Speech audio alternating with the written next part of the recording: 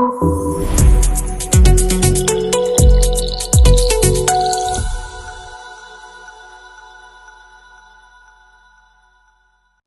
alaykum hammaga.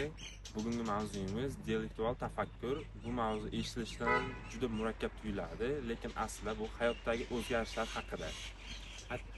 To'g'ri, masalan atrofimizga qarasak, hamma narsa o'zgarishda. Inson ham, jamiyat ham, davlat ham doimiy harakatda. Misol uchun fasllarni olishimiz mumkin. Qishdan keyin bahor keladi. Bu tasodif emas, bu qonuniyat. Hamma narsa ma'lum bir sababga ko'ra sodir bo'ladi. Demak, asosiy tushuncha qonun, olamdagi barcha narsa tasodif emas. To'g'ri, masalan issiq va sovuqni olaylik.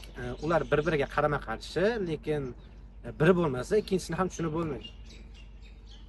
Yaxshi. Misol uchun yaxshilik va yomonlikni olaylik. Ular doim yonma-yon yuradi.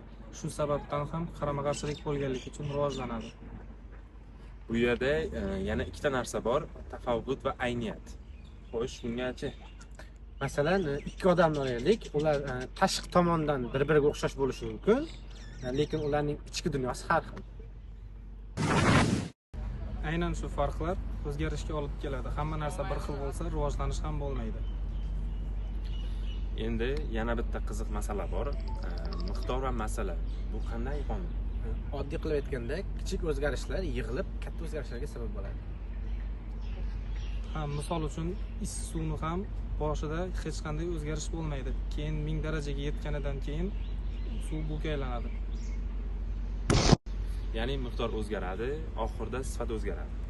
Shunaqa, hayotda ham shunday. Inson asta-sekin o'zgaradi va oxirida birdaniga katta o'zgarish sodir bo'ladi. Ya'ni miqdor o'zgarib boradi, oxirida esa sifat o'zgaradi.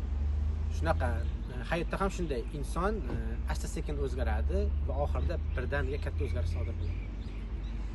Bu jarayon sakrash deyiladi. Bu birinchi bosqichdan ikkinchi bosqichga o'tish hisoblanadi.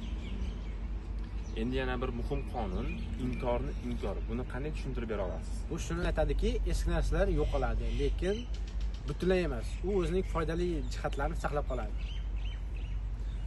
Masalan, yangi texnologiyalar chiqadi, eskilari yo'qoladi, lekin eskisining elementlari yangisida ishlatiladi. Oddiy rivojlanish yo'q qilish emas, balki yangilanishdir. Va bu jarayon shunday davom etadi. Rivojlanish spiral kabi davom etadi, ya'ni u doim oldinga harakatlanadi. Har bir o'zgarishning sababi bor. Hech narsa o'z-o'zidan sodir bo'lmaydi. Sabab va tushuncha ham shu yerda keladi. Albatta, inson mehnat qilsa natija bo'ladi. Sabab bo'lmasa, oqibat ham bo'lmaydi. Xulosa qilib aytganda, dialektika bu hayotni tushuntiradi, o'zgarishlarning sabablarini tushuntirib beradi. Va eng muhimi, hamma narsa bir-biriga bog'liq, hech narsa alohida emas.